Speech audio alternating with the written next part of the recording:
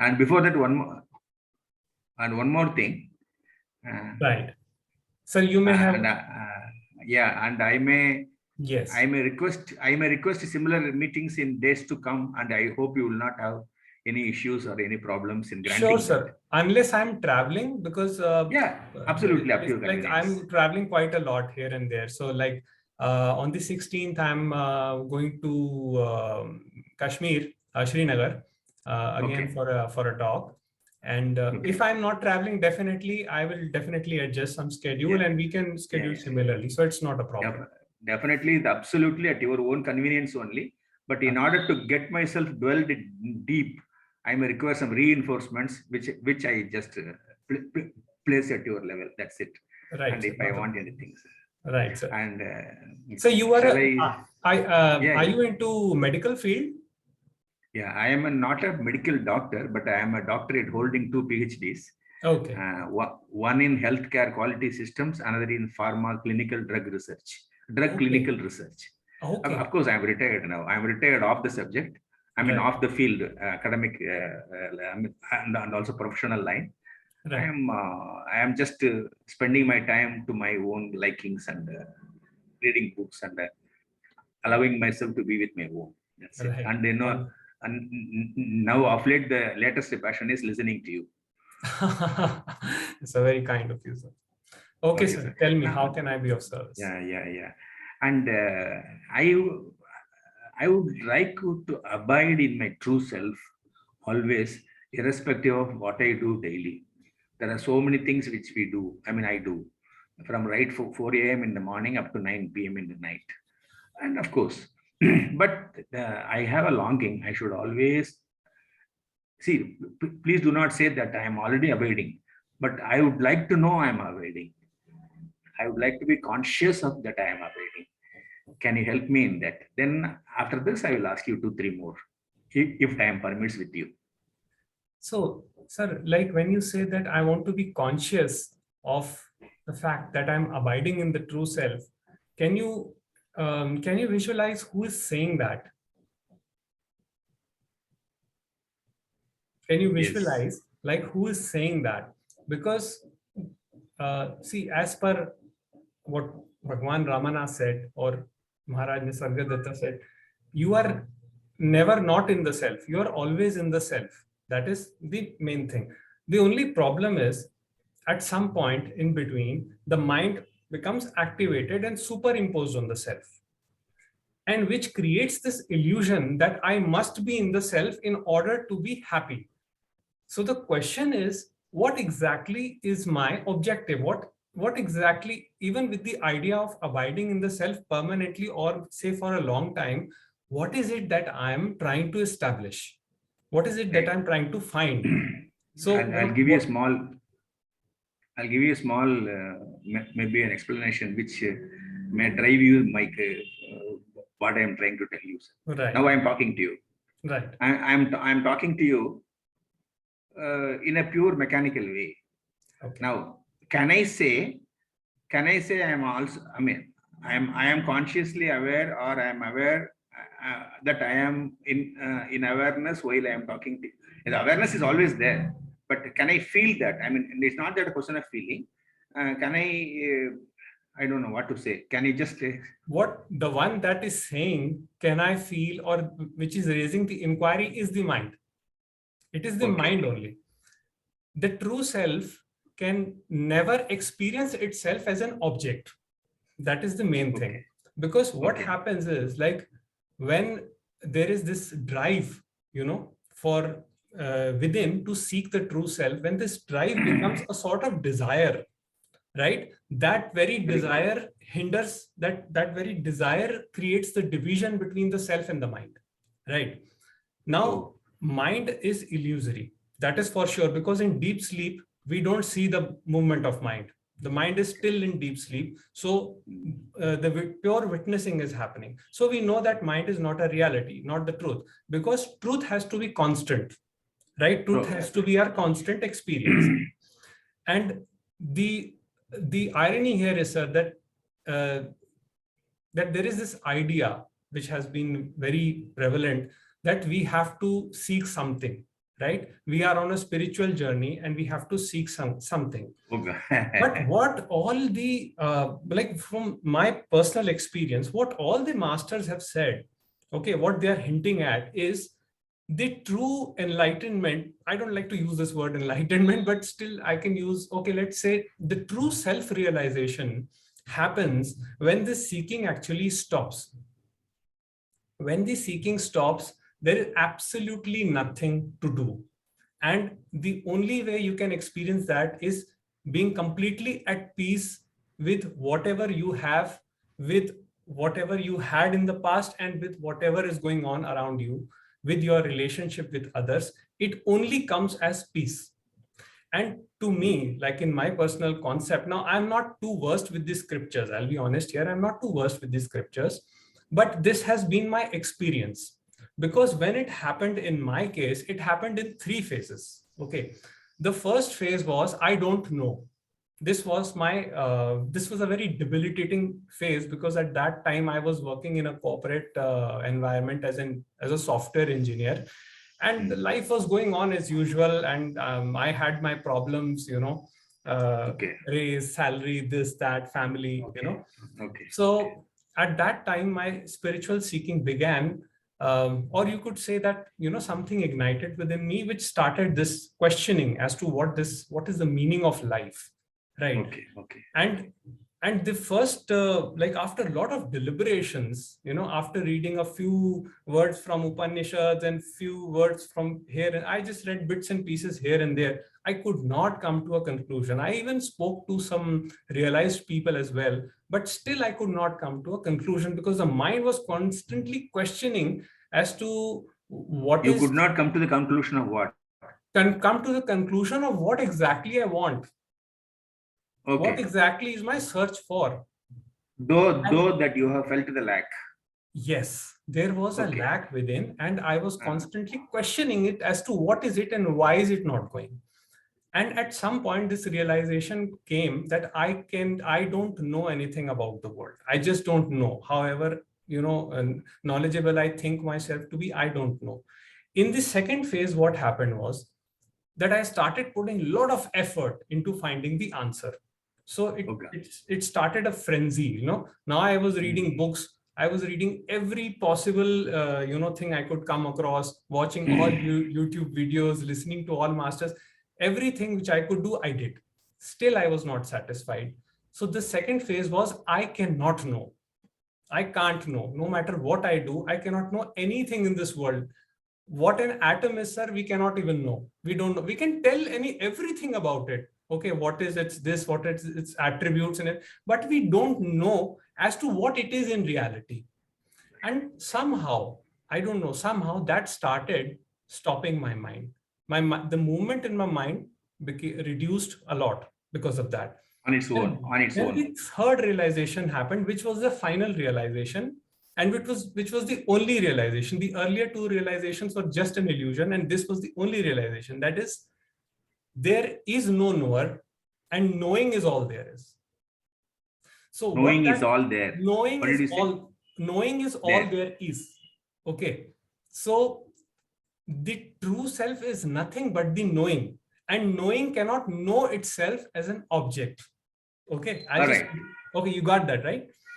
Yeah. So the search stopped, and mind became stable. And how did I know? The way I knew this was that my relationship with people changed drastically. Oh God, very nice. Because the people even who I thought earlier had done wrong to me were actually no more a problem for me. Because I knew because my mind was so peaceful that it did not go back into those stories, that this happened and this person did that to me, that person did this to me. So I just closed all my philosophy books and just threw them in the corner, and I just sat peacefully in myself. And I did that for a very long time. And every time my mind was like, sometimes it used to happen that mind used to rush and question that I must do this, I must do that. But again, I could see that movement of the mind. And I knew if I am watching that movement of the mind, then who is this me? Right? Then who is this entity that is watching and noticing this movement of mind? So all the drama of life comes up. Okay, we get angry, we get sad, we get happy, but it is all transient. I could see the transient nature of reality. And that understanding settled so well within me. It was like it crushed me. It crushed my ego to such an extent that after that, I just could not go back to my earlier career and all. And since then onwards, I just dedicated my life to, to just spread this message. Even with the sense that I'm not spreading this message is being going out through me.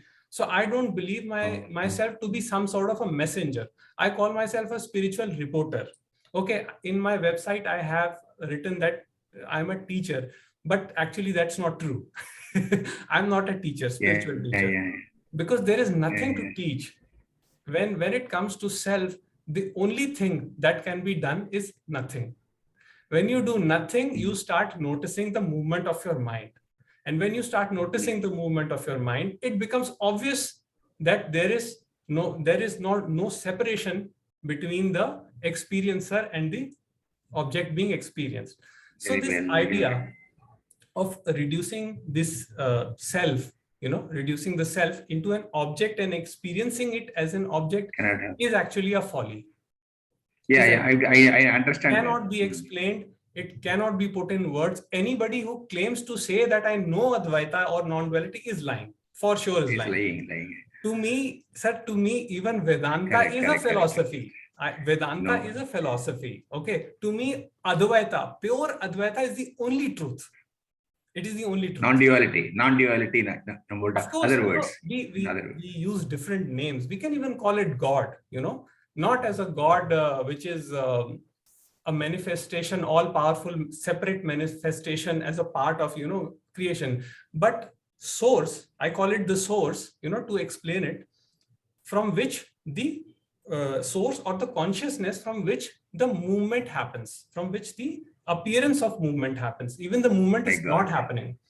So the movement which is happening and the source, which is, you can say, the stillness, they are not different. They are the same.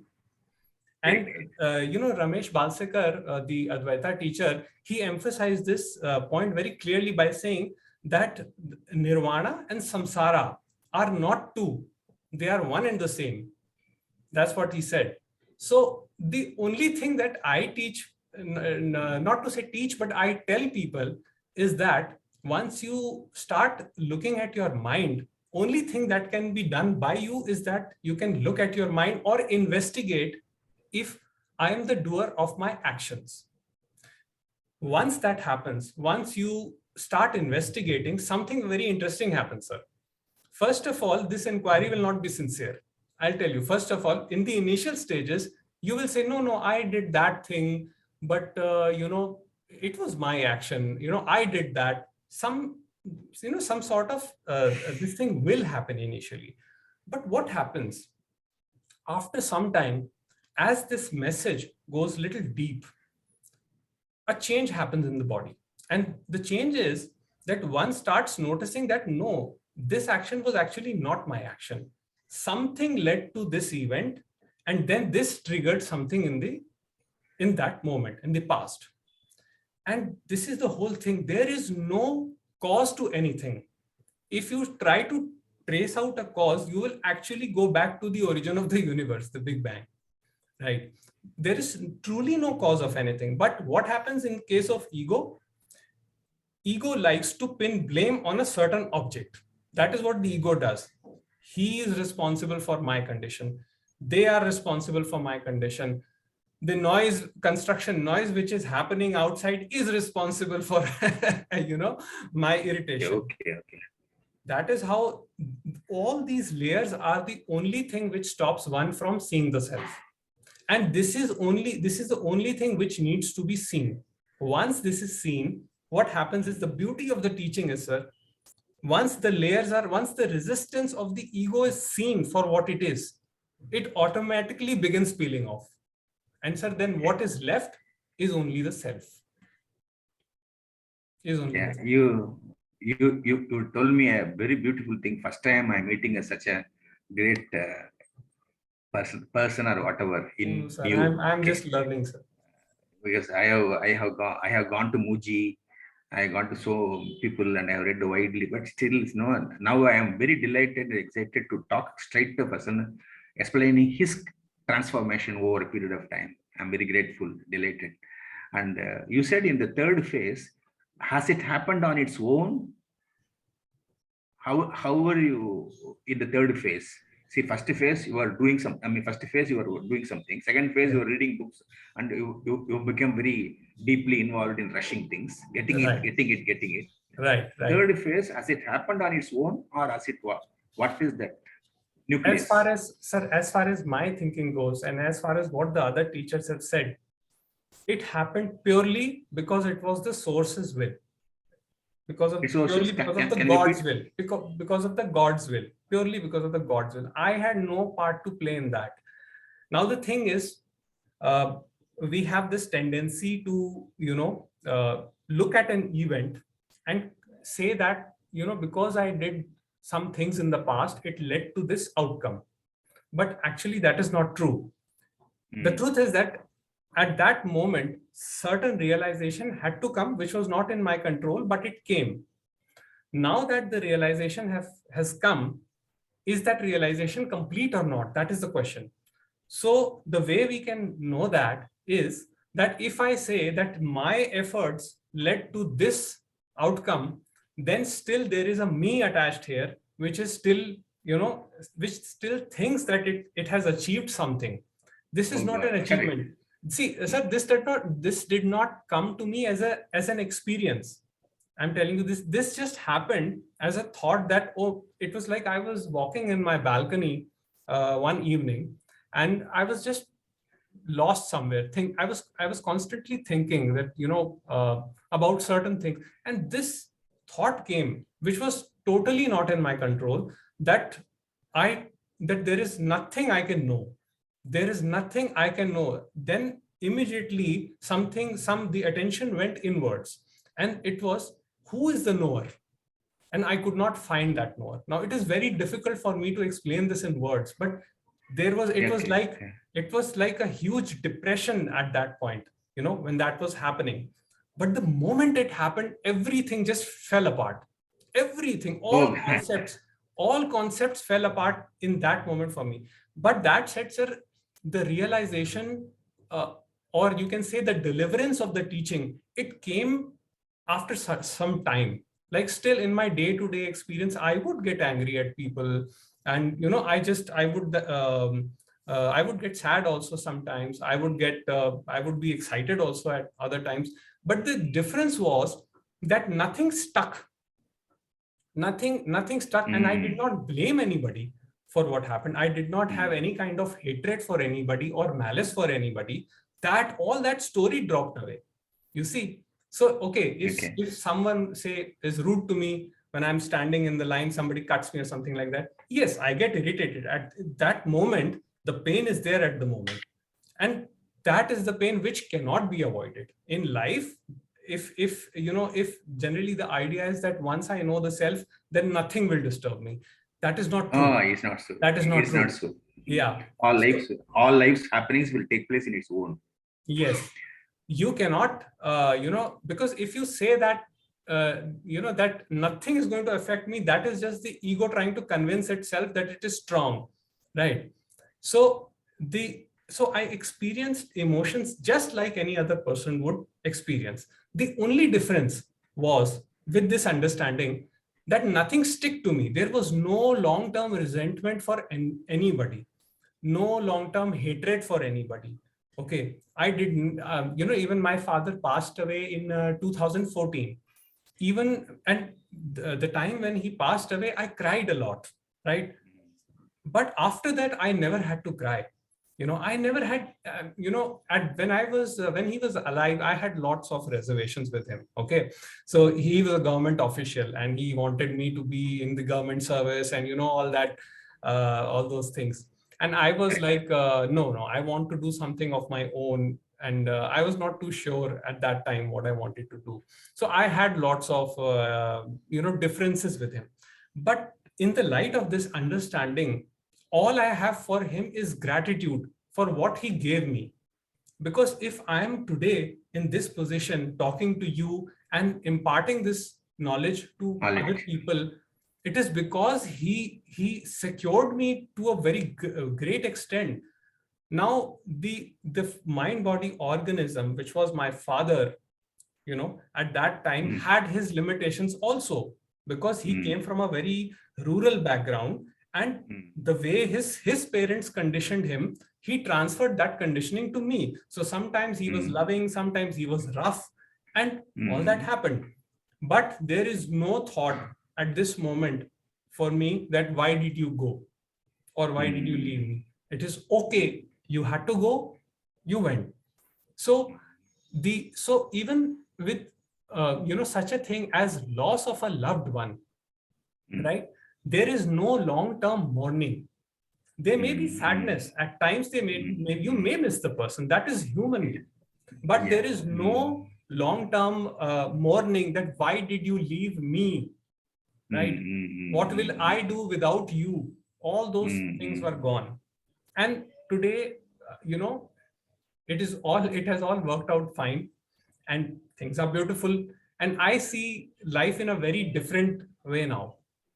I don't see people as separate from me, because yes, in reality there is separation. In duality, I may have my preferences also. I may like somebody, I may not like somebody. I may prefer to keep my distance from certain kind of people. I may prefer to be in some other company, some kind of people. But I know that whatever opinion I have about anybody, the consciousness behind everyone is the same. There is no difference over there. You used one word. Yeah. It has happened because of God's will. Yeah. Then do you say that God is another entity which has done for you? Then how did you use that? God. When I use the word grace, God, I don't mean a separate all-powerful entity in the manifestation, as a part of manifestation, who's sitting up there and judging you. That is not what I mean. By God, what I mean is the self. God, I mean, is the self. What creates difference between God and the mind is the illusion that I am the separate. So in a sense, we are all, I don't like to use this word this way, but we are all God in that sense. And sometimes because of this, a lot of misunderstandings happen. Correct. No. I want to learn. I want to understand. That's good. Right. So I'm being very honest with you. Like the way it has come, I want to understand. Okay. Yes. No problem. Yes. So the thing is, for me, that difference got eliminated, right? And when that difference got eliminated, then there was the result of that was there was extreme peace in my life. Now the challenges are there, daily challenges are there, like financial challenges, emotional challenges, challenges with relationship. All that drama of life keeps happening. But the thing is, sir, there is no involvement in anything. I don't get absorbed in the drama. Okay. So if somebody's like, if one of my friend or relative comes to me with this thing, I listen to them compassionately, very compassionately, and I offer whatever help I can. But in the back of my mind, I know that nothing will happen unless it is the will of God. And this realization has become so deep into me, this acceptance that even a small movement of mine is not mine. When did this happen to you, sir? Before 2014? When? If I can know. No, not 2014. This happened a little later, I think. Your father passed away in 2014. Yeah, he passed away in 2014. And, that was when I reflect back on those times, I see that I have been following all these things which are already mentioned in the scriptures. Because what they say in the scriptures, I had been doing. Because since the very beginning, I was that kind of child. Like, if I see a line somewhere, I would never stand in the line. Now, people called me arrogant. But somehow, in my mind, it was like, it's of no use. Like, I was thinking practically. I'll just give you an example. Like when I was about to when I finished my 12th grade and I was to appear in a competitive exam, I went with my father, and there was a long line for the medical checkup, right? So Okay. I told my father, no, I'm not going to stand in the line. And he was a little irritated, but he said, okay, fine. So there was another gentleman just next to my dad, and he said, look at these kids, okay, how lazy they are. He said, we sweated it out in the sun, and we did this and we did that for hours, and look at this child, can't even stand for 2 minutes in the sun. In the Now line. all other children were standing in the line for 3-4 hours. They kept standing there. I kept sitting inside the shade of near the shade of a tree. When everybody finished, I quietly went there, and by that time even the examiners were tired, so they quickly finished it and I was free within a couple of minutes. So my initial temperament was like this. Whenever people said that this is something you must do, something you must aspire for, at that moment my interest used to go in that. Okay. So Okay. it was my, so even this, so when I compared it with what the teaching says, and I found so many similarities, it was really an eye-opening moment for me. So I think, I don't remember exactly, sir, when this happened. This would be like, I think 2018 or 2019, maybe 2019. The incident when I was on the terrace and, this understanding. But the deliverance of that happened afterwards, and it happened in very slow phases. There oftentimes I would just beat up myself for, for doing this. If I would have done that in the past, things would have been different. If I did this, I would have been different. All those stories started just disappearing, because I knew that I could not have done anything which was other than the will of God.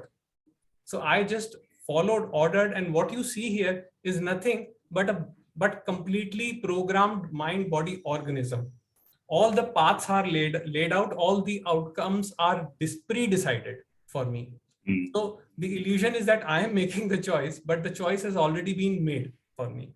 So, but at the same time, it doesn't stop me from taking a decision. In fact, I take decisions very fast now. I think, but I take decisions faster compared to earlier, because earlier I would think that, oh, I should not take a wrong decision. There was this identification with right and wrong.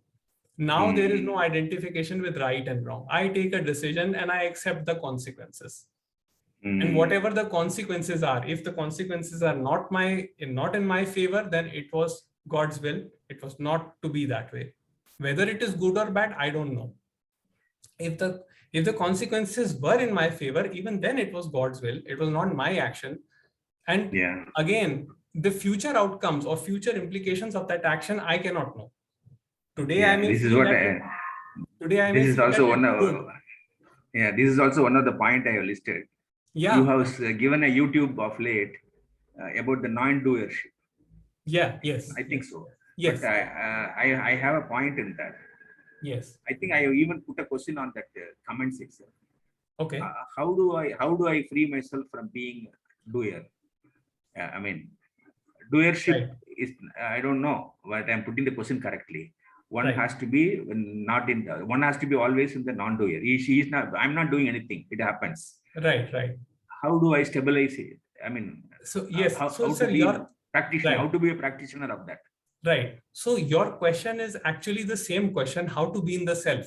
It is the same question, because because you see, who is investigating this? Who is asking that I should be in the non-doership? It is the mind that is asking. So do you think that the mind will help you do that?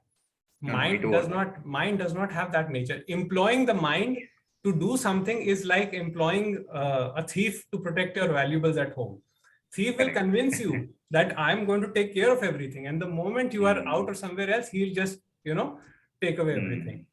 So the only way which I see is to investigate. Now, even Ramana Maharishi, like in his case, when disciples came to him, his initial thing was that it is your direct perception. Self is your direct perception. See it for what it is. But again, for some, it was difficult because they required some conditioning. So he, subscribed. So he told them to do self-inquiry. Now, in the self-inquiry, it was like investigate who is doing the action. If who is at the center here, which is doing the action. Stay with that. So in his case, it was the I thought, right? I thought, which gives the notion of a personal self. Okay. So he says, be with that I thought. Okay. Don't allow it to engage elsewhere. So when for a long time, your I thought remains with you, eventually it merges back into the self because it has nothing to stick to. The only way I thought sustains or survives is when it comes in contact with an object, with an external object. Otherwise, in deep sleep, the I thought is not there. Correct. The witnessing is happening. So in this case, in the case of non-doership, it is like this, that you as the person cannot do anything other than investigation, right? And at some point, the investigation will become sincere. And then after this investigation, the ego will come to a conclusion that if the actions which I'm claiming to be my actions are not mine, then who is this me? That will be that is where the attention will go towards. The investigation, the investigation has to be done as to who is doing, right? Right. Now, who is doing the investigation? The mind is doing the investigation.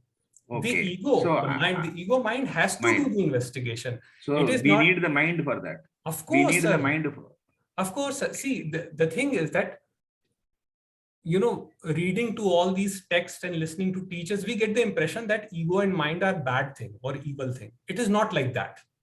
Oh, okay. Without mind, without the ego, interhuman communications are not possible. It's not possible. Correct. So, in the scriptures, they say that even you need the ego to tell your hand to feed your mouth when you're hungry. If you don't have the ego, you will die of hunger. So to sustain life, the ego is needed. And that is not the problem ego. The ego which says that, okay, if I'm unwell, then I have to, go to a doctor. Or if I'm struggling with something, I need help from an expert or somebody. That is not the ego. The ego is that one which says that I will do it through my own efforts. I will achieve it through my own efforts. That is the ego. So, and that is the problem ego, because that becomes the core of doership. So investigation has to be done by the ego mind, and the ego mind has to come to the conclusion that I am not the doer. Okay. And then what happens is it just, suspends everything. It surrenders completely. In other words, it stops movement. It becomes still. And then the true surrender happens in the light of awareness. The surrender does not happen to the ego. The ego cannot surrender, right? Because it is not in ego's nature to surrender. Ego only suspends. The ego only suspends movement, knowing that all its efforts are futile. When it's completely convinced that all its actions are futile, it suspends movement. And when it suspends movement, the presence descends upon us. The presence or the self automatically descends upon us. And the only way to know it is to see it as your experience in daily living, your interactions with other people, how you feel about things and people. That is the only way to see it. The way you are telling amounts to me, an effort is definitely required. Sir, effort is required. Yes, I'm not saying no effort is required, but the effort is not required to realize the self. Self is effortless. Effort is only required to make the investigation, because I tell you what, sometimes it is difficult to sincerely investigate. Okay, when it's, say, if there is a conflict between relationships, say between two friends, close friends, or maybe a relative, close relative. In that case, sometimes it is difficult to investigate because the mind says, no, that other person is responsible for my happiness. In that case, is because if I'm not the doer of my actions, then even the other person is also not the doer of their actions, right? source is operating through me. Similarly, the same source, the same consciousness is operating through the other person also. So who do I blame? Who do I hold grudges against?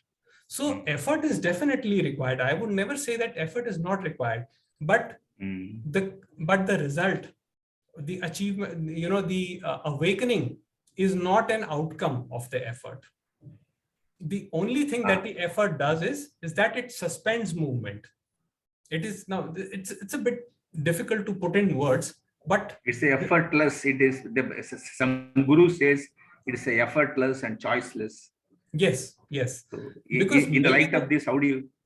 Yes, because making a choice means there is mind. Okay, there is mind which is constantly judging or evaluating whether it should be this or this, right? But the choiceless awareness is everything is perfectly accepted. Okay, if the pleasure comes, it is accepted. If the pain comes, it is accepted and it is witnessed. And then there is no blame, there is no shame, there is no guilt. All these things just fall apart because because that kind of witnessing is not of the mind. It is not of the individual.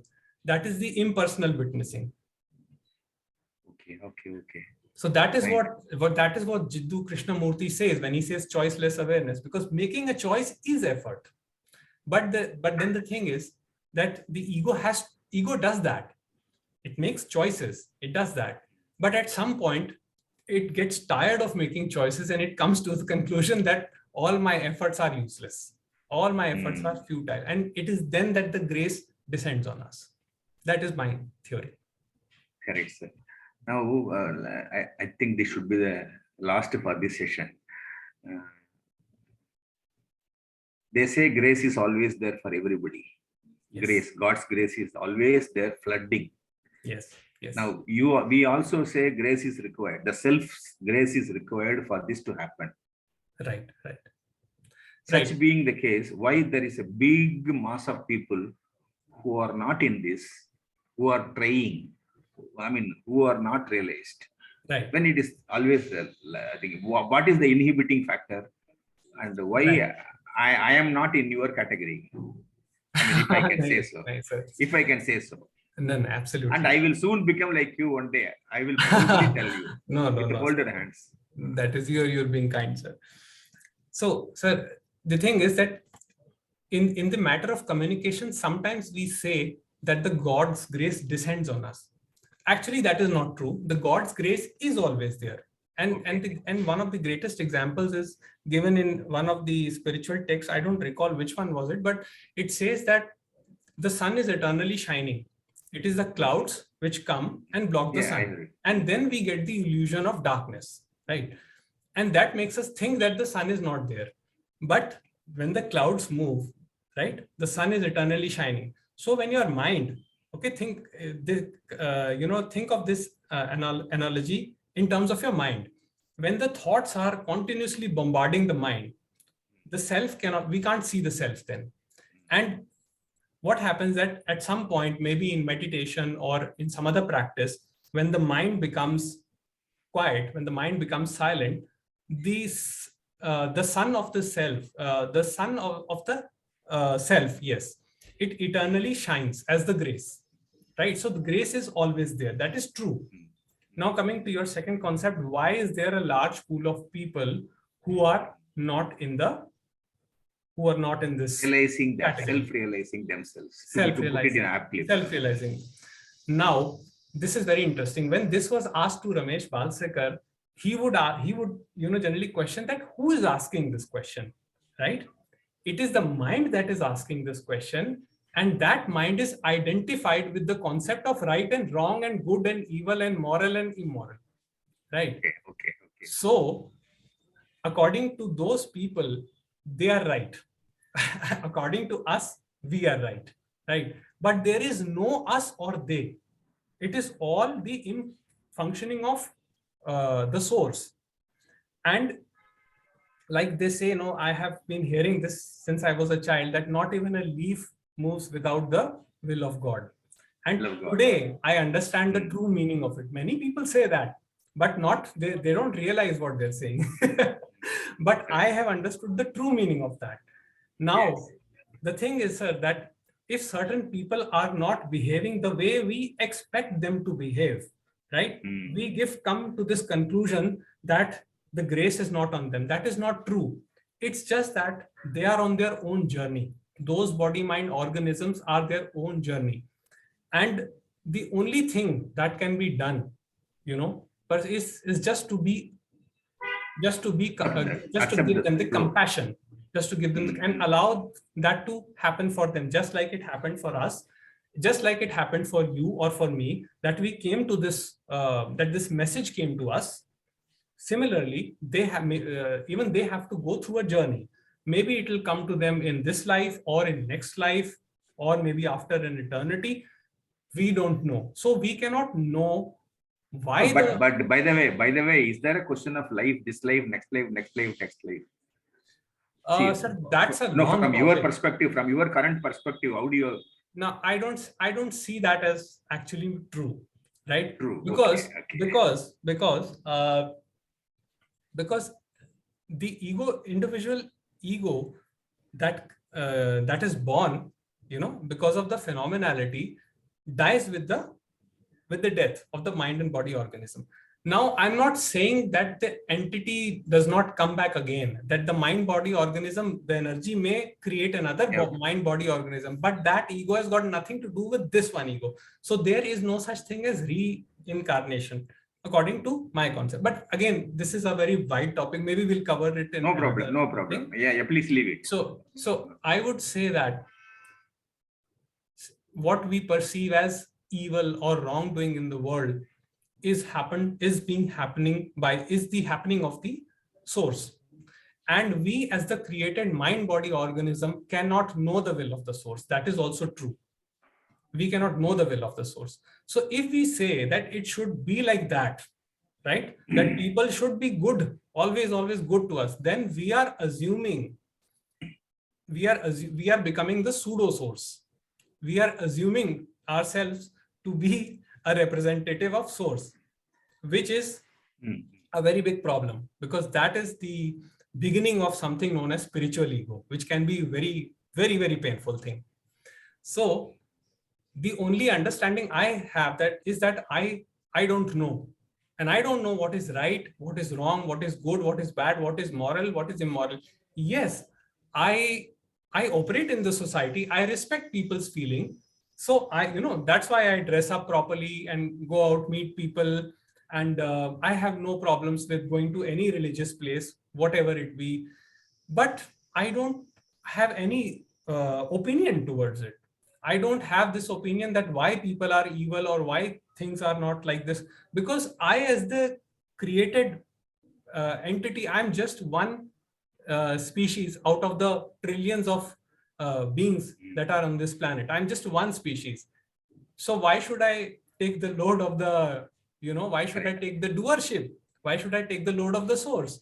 So I completely give it to the Lord. I say that, okay, I'm in your hands. Use me the way you want to use. That is the only understanding, sir, I have. So, fine. It's very nice. But what is your final? I mean, not final to say that's the way for this particular session. Today's May 1st, 2022. Your suggestion, advice, or blessings to me on this event. Sir, I would just say, I'm not concerned about enlightenment. I'm not concerned about finding the self. I'm not concerned about finding anything about anything. What I'm concerned about is what my main thing is, and what I tell everybody is, your peace of mind in daily living is the ultimate thing.